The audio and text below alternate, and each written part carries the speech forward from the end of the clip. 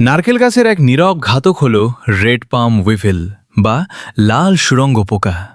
এর আক্রমণে সুস্থ সবল গাছের মাথাও হঠাৎ ভেঙে ঝুলে পড়ে। কিন্তু সঠিক সময়ে কিছু সহজ পদক্ষেপ নিলে আপনার নারকেল গাছকে এই মরণ কামড় থেকে বাঁচানো সম্ভব। প্রথমত, নিয়মিত পর্যবেক্ষণ ও পরিষ্কার পরিচ্ছন্নতা। গাছের পাতার গোড়া বা মাথায় কোনো ছোট ছোট গর্ত বা পোকার মল দেখা যাচ্ছে কিনা তা নিয়মিত পরীক্ষা করুন। আক্রান্ত গাছের ডগা সব সময় পরিষ্কার রাখুন। দ্বিতীয়ত, ক্ষতের চিকিৎসা।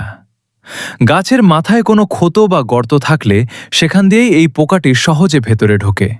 তাই গন্ডার পোকা বা অন্য কোনো কারণে গর্ত হলে সেখানে আলকাতরা বা ছাই মাখিয়ে মুখ বন্ধ করে দিন। তৃতীয়ত, লবণ ও বালুর ব্যবহার।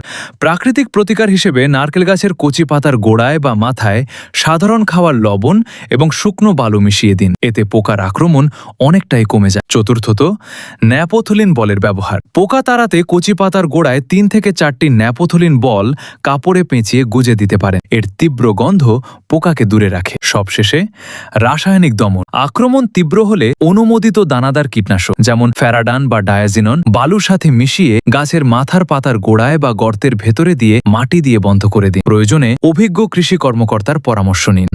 সঠিক যত্ন নিন এবং আপনার নারকেল গাছকে সুরক্ষিত